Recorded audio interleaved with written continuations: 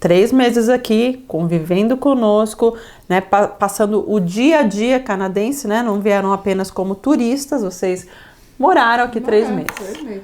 Na opinião de vocês, o que é melhor no Canadá do que no Brasil? O que chama mais atenção e quais são esses pontos que vocês pensam, poxa, podia ser desse jeito no Brasil, daria certo isso lá?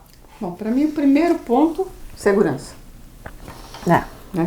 Segurança, você pode sair com a sua bolsa tranquilo, você pode sair do jeito que você quiser, com ouro, com joia pendurada, você pode sair do jeito que você for, que você não vai ficar com medo que alguém te assalte, né, na rua. Você pode sair à noite, voltar no escuro, que também você se sente segura do mesmo jeito. Né? Então, acho que para mim isso é muito importante. Né? Segurança. E essa sensação, né, de você não pensar, né, se, poxa, mas né, e se eu for lá, ou não vou porque talvez possa acontecer alguma coisa, né, só essa de não ter esse sentimento, eu não consigo nem pesar o quanto isso influencia. Aqui eu saio com a minha bolsa, com dinheiro, com tudo, não me preocupo que alguém vai me parar e falar, passa a bolsa, né? No Brasil, o que eu faço? O cartão de crédito, o dinheiro eu ponho naquele porta-dólar na cintura. Nossa, tem que andar com porta-dólar na cintura lá. Nossa, e deixo sério? na bolsa. Isso não tinha no nosso tempo, não tinha, né? E na bolsa eu deixo algum dinheiro, alguma coisa, porque se você também não tiver nada, é perigoso, né? Mas pelo menos o cartão de crédito tá ali, e o documento já tá mais seguro. Apesar que hoje eles estão enfiando a mão dentro da blusa das mulheres para ver se tem dinheiro no seio. Ai, que horror! Verdade, sabe? Nossa Porque tem mulher que tem mania de esconder as coisas no sutiã, né? Então eles enfiam a mão pra ver se tem alguma coisa. Coisa horrível. Eu vou te falar, o negócio tá sério lá. Muita gente vem e aí quando começa a falar assim, na minha cidade não acontece isso. A gente tá falando, quando a gente entrevista as pessoas, quando a gente entrevista as pessoas, a gente conta essa experiência das pessoas, pessoal. Vamos ter um pouco mais de empatia e vamos entender. A gente conversa e entrevista a experiência da pessoa. Você quer dar a sua experiência? Então vem aqui, entre em contato e dá a sua experiência. A gente entrevista as pessoas e pega a experiência de todo mundo, tá? Vamos lá. Eu tenho que explicar isso porque tem muita gente que não tem empatia aqui. Tem gente que mora, que nem a Leninha, mora no interior, minha irmã, né?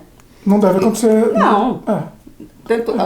Antes, há 30 anos atrás, quando ela foi morar lá, ela deixava até a chave no contato com o carro na porta da casa. Hoje em dia já não.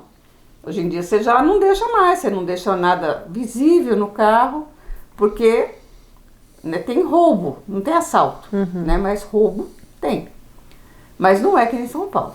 São Paulo a coisa é feia. A gente está comparando cidades grandes, vai? Então, grande. A gente não está falando de cidade menor do interior, mais tranquila, com menos habitantes. É mais tranquilo. Tudo bem que mesmo comparar São Paulo com Vancouver é um pouco injusto também, pelo número de habitantes, né?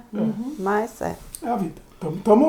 É legal os impactos, né? Tá ligado, Zaga? Pode ir, vai lá que eu vou arrumar aqui. Vai lá.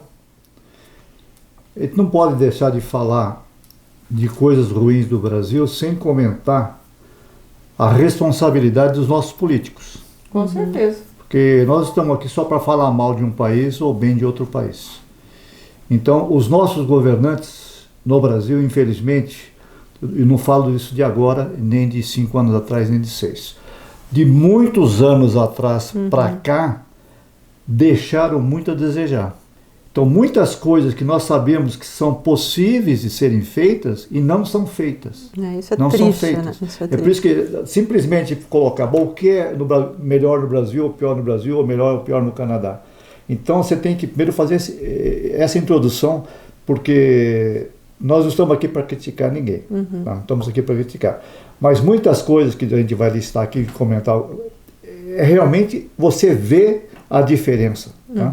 Começando pela estrutura das cidades. Então, quem conhece bem o Brasil, logicamente com algumas exceções, tem cidades mais bem estruturadas. Você vê que as cidades, de um modo geral, não foram planejadas adequadamente.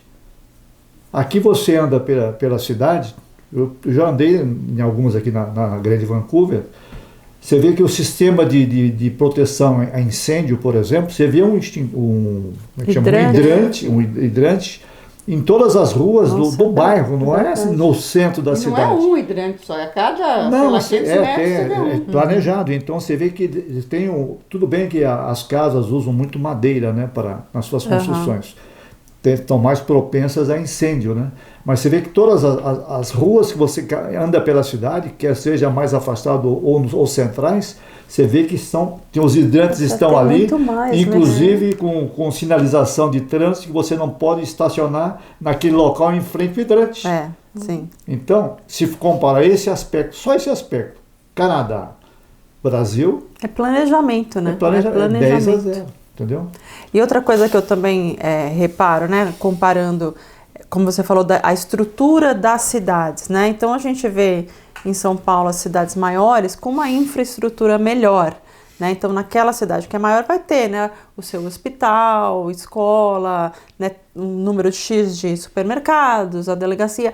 Aqui não importa o município que você escolher, né, mais afastado, bem mais afastado do centro, ele vai ter aquela infraestrutura. Todas, né? Então você pode morar numa cidade bem mais afastada que você não precisa, sei lá, pegar tanto trânsito ou trabalhar lá longe, assim, né? Você tem mais chance de conseguir um emprego naquela cidade menor, né? E vai ter uma estrutura melhor em cada uma das cidades. Quando você fala não só estrutura, vamos falar de águas e esgotos, por exemplo. Infraestrutura. Infraestrutura. Então, uma cidade como São Paulo, que pessoal, São Paulo, uma cidade de Grande São Paulo, 20 milhões de habitantes. Mas você tem, mesmo nas partes de bairros bons, a gente conhece que não tem esgoto. Sério? Não faz muito tempo, em ruas da região que a gente convive e roda por lá, você vê que ainda existe aquele sistema de fossa no fundo do quintal. E não faz, isso eu estou falando de que foi feito talvez uns 5 anos atrás, que passaram e fizeram o esgoto na rua lá. Na rua do Borges mesmo. As casas usavam ainda fossa ali? Era, né? Fossa, sem citar local. Nossa, não lembro. Então, sem citar. Então, você vai ver ruas que você vê que já são ruas antigas, em bairros bons, que não existia, vamos dizer, há 10 anos atrás, 5 anos atrás, a estrutura de esgoto. Então não é admissível um negócio desse. Então aqui estamos comparando. O objetivo do nosso trabalho aqui é mostrar o que existe de bom e ruim nos dois lugares. Nesse aspecto de infraestrutura numa cidade, realmente 10-0. 10-0. E uma coisa que aqui também, o esgoto não vai para os rios, né, Fábio? Não. Aqui o esgoto... Ele não tem esgoto a céu aberto. Aqui não tem esgoto a céu aberto e o esgoto não vai em nenhum rio. Então, qualquer córrego que você olha, a água é límpida. E tem sempre aquela plaquinha lá, que é do peixinho, que é... Para não jogar tinta. Não jogar sujeira, não jogar nada, porque ali tem peixe. Então, no Brasil, nós temos em São Paulo uma empresa de águas e esgoto. Sem falar o nome. Essa empresa, tudo bem, deve fazer o melhor que ela acha que está fazendo, mas não está, se nós compararmos como é feito aqui. Então, lá é águas e esgoto. Então eles fornecem água e fornecem esgoto. Nem a água que chega na sua torneira, não necessariamente ela é adequada para se beber. Ela é tratada, eu sei que é tratada, mas... Ela é potável, né? Se ela é potável, mas deixa a desejar. A gente sabe que deixa a desejar. Esgoto. O esgoto em São Paulo, infelizmente, ainda você não consegue o rio Tietê, o rio Pinheiros, você sente um odor horrível. Diferentemente da região que nós estamos aqui, na região de BC, que você vê a água límpida em qualquer rio, né? E peixes nadando, pássaros, patos, salmão pulando. Vocês viram, né? O salmão subindo o rio dentro da cidade. Dentro da cidade. Então, como isso é possível se na cidade tem pessoas que também isso aqui moram milhares contribuem para o esgoto da cidade? Só que esse esgoto tem uma canalização específica que vai para um local de tratamento e não vai poluir os rios. Isso você não vê em São Paulo, uma cidade do padrão de São Paulo, com o padrão de arrecadação, porque se arrecada muito dinheiro, por que não fazem isso? Entendeu? Continua por aí. Tem muita coisa para falar, mas pode. Vai lá, vamos aí. Tá bom, a lista tá grande. A lista tá grande ali, gente. Mas... Limpeza pública. São Paulo tem toda uma estrutura, fazem aquelas concorrências públicas e contratam empresas para fazer a limpeza pública da cidade. Tudo bem, os caminhões são bonitos, os trabalhadores são dedicados e tudo mais. Mas você anda em São Paulo, infelizmente, você não vê uma cidade limpa. Não. De um modo geral, estou falando. Tá? Então você anda num centro de um bairro, ou mesmo no centro da cidade, tudo bem, tem outros motivos que contribuem para que ela seja... o quanto a população contribui com a limpeza ali. O número de pessoas, moradores de rua em São Paulo, infelizmente, é muito grande. Então esse pessoal realmente contribui para que... Com a sujeira da cidade. Mas as pessoas também, viu, Fábio? Mas aqui também tem muito morador de rua, né? E tem muita parte suja também. E tem muita parte suja. Mas são partes, né? Eu diria que são isolados. Então, mas a limpeza pública, aí você falou bem, então existe o aspecto cultural também. As pessoas educadas a não sujarem a cidade. Esse é um outro aspecto. Isso aqui é forte. Não vou jogar toda a responsabilidade para o setor público. Né? Não, as pessoas não se ligam. Pega um papelzinho assim, em vez de pegar, dobrar e pôr na bolsa, não.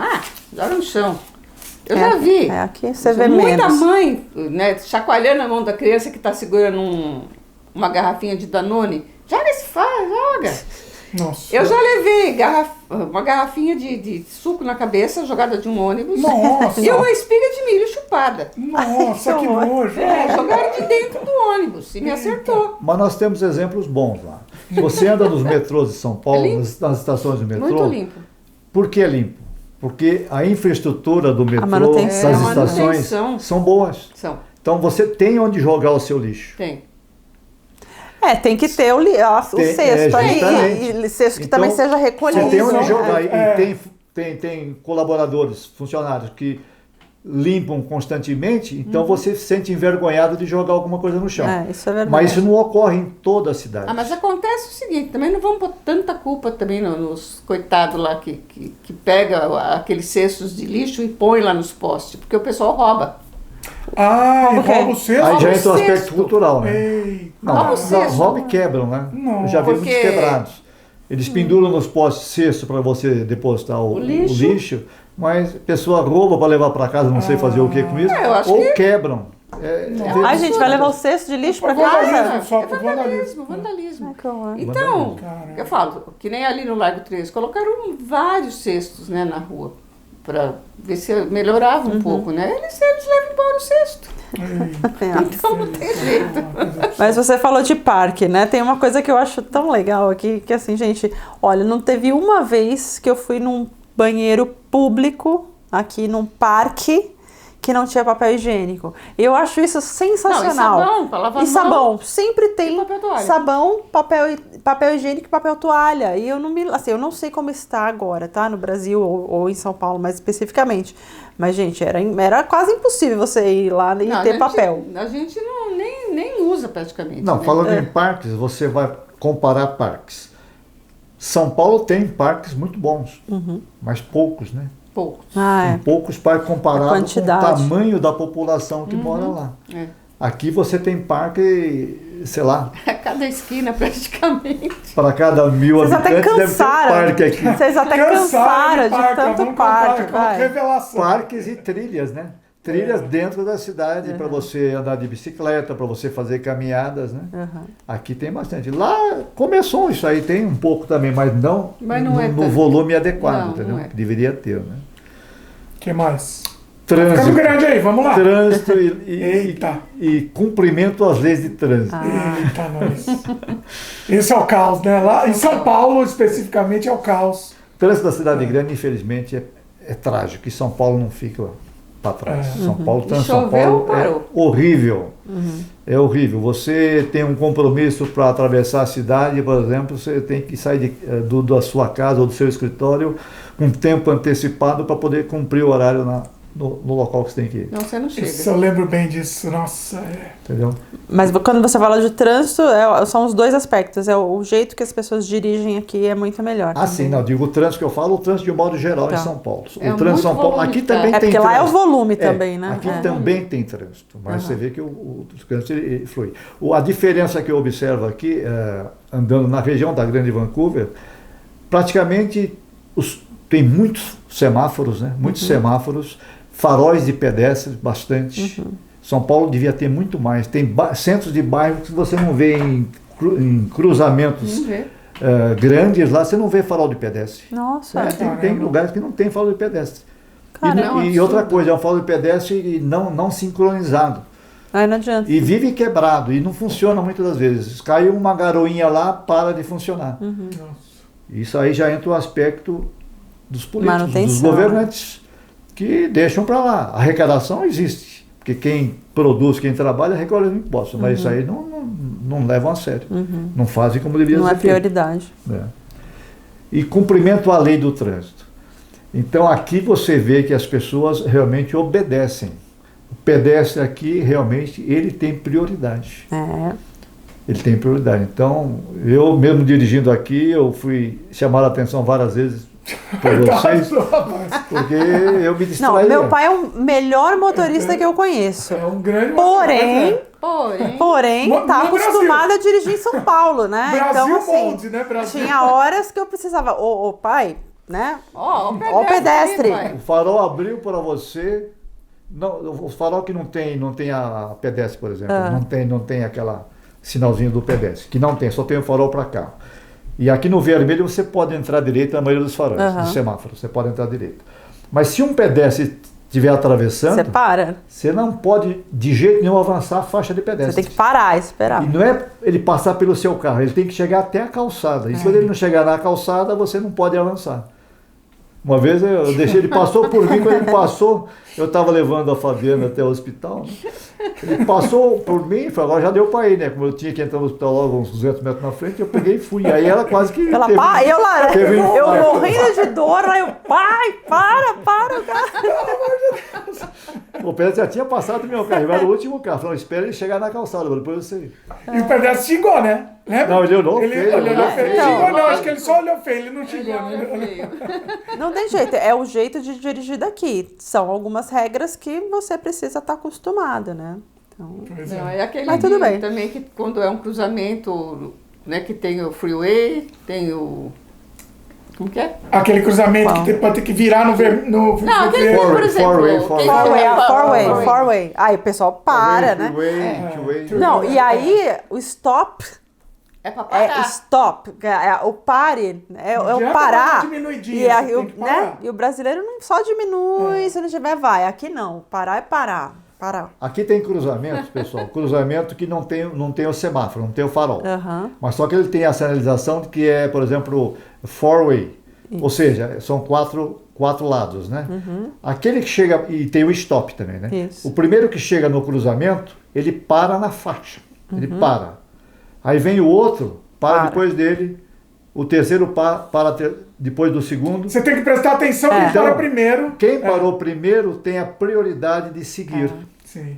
Depois vai o segundo, depois vai o terceiro. Em São Paulo não, São Paulo... É todo mundo... O mais esperto vai primeiro, né?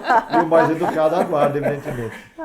Mas aqui funciona, isso aí funciona. Aqui. Isso é bom. Isso daí eu tenho medo de dirigir no Brasil. As últimas vezes eu nem me arrisquei. É isso, vai lá. Não é fácil, não. Vai lá que eu quero essa lista, tá boa, vai lá.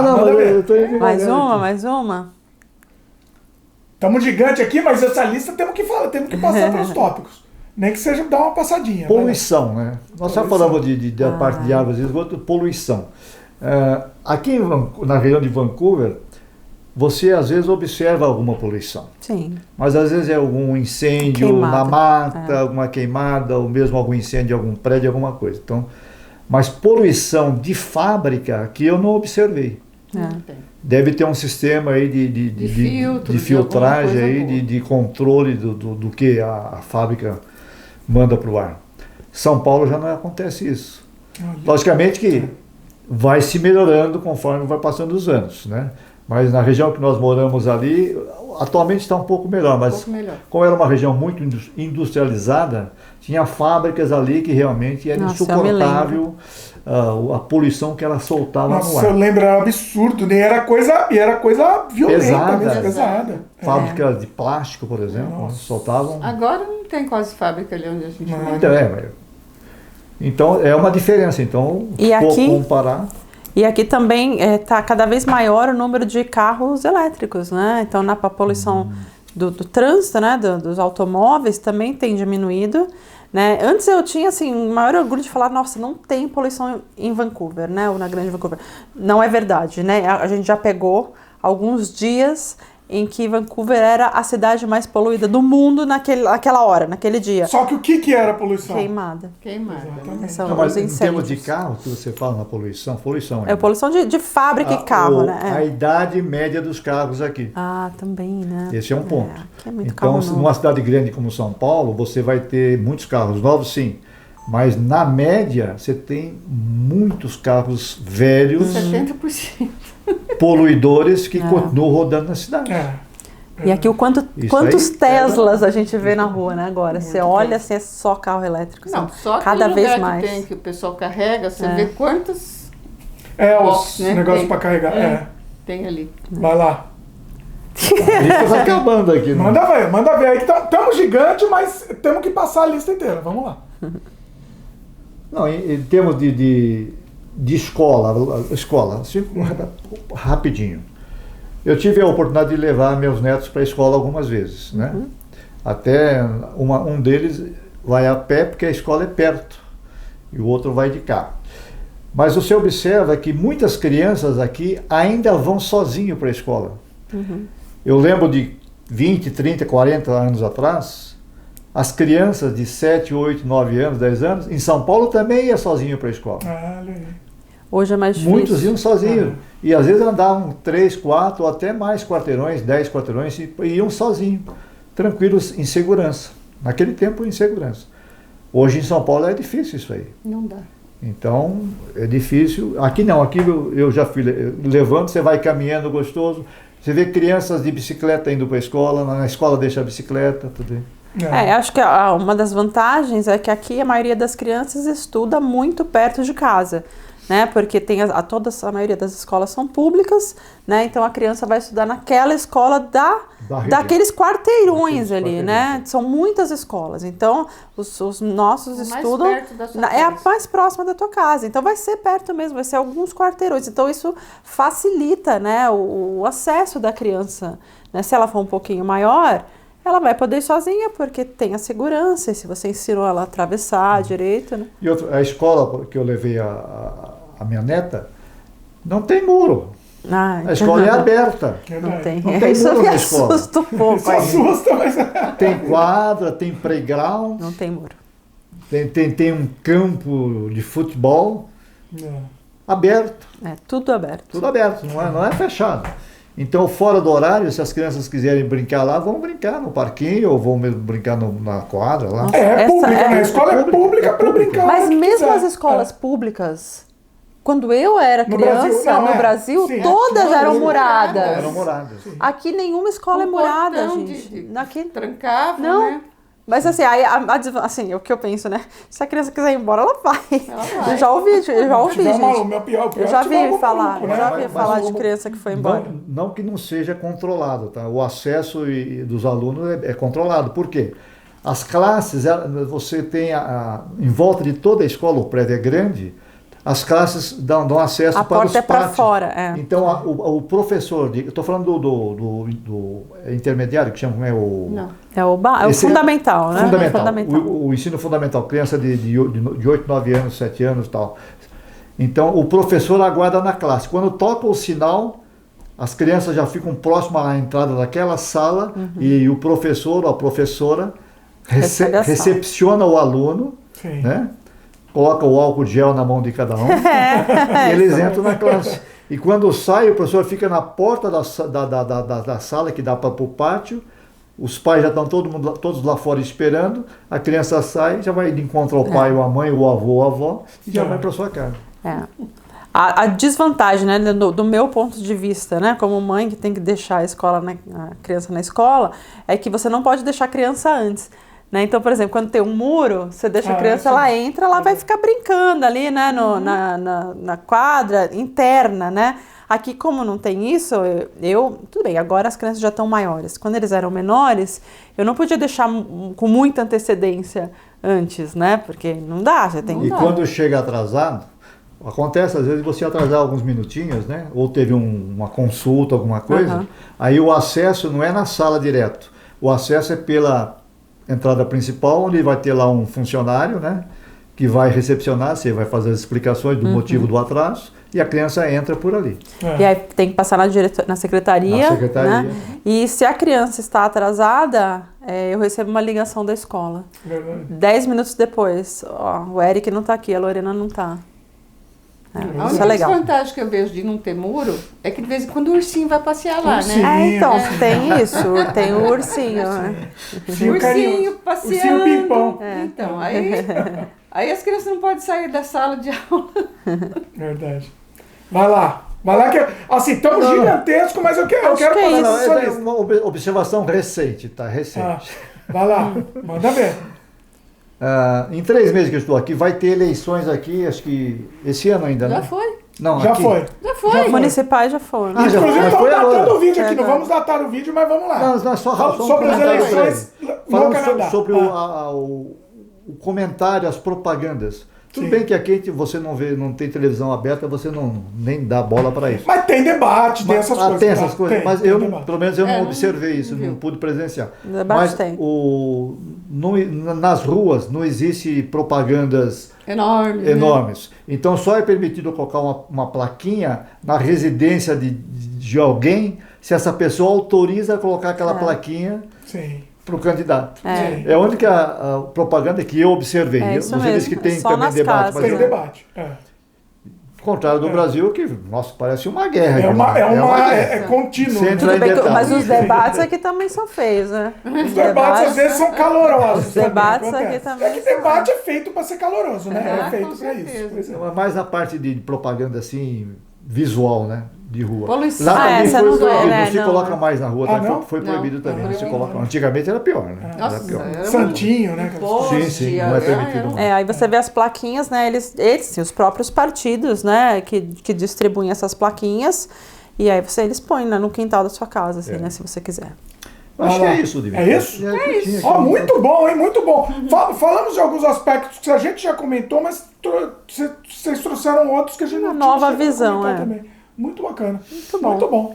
Lembrando que essa conversa está disponível na íntegra para os membros do canal. Vocês gostam do conteúdo que a gente produz? Vocês querem ver mais? Querem auxiliar de alguma forma a gente continuar produzindo conteúdo aqui para vocês? Então considere a possibilidade de se tornar membro. Você vai acessar uma playlist enorme, menos de um cafezinho por mês.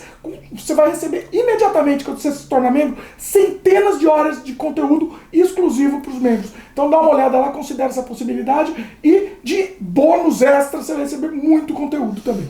É isso? É isso. Valeu, pessoal, e até a próxima. Até a próxima. Até mais, tchau.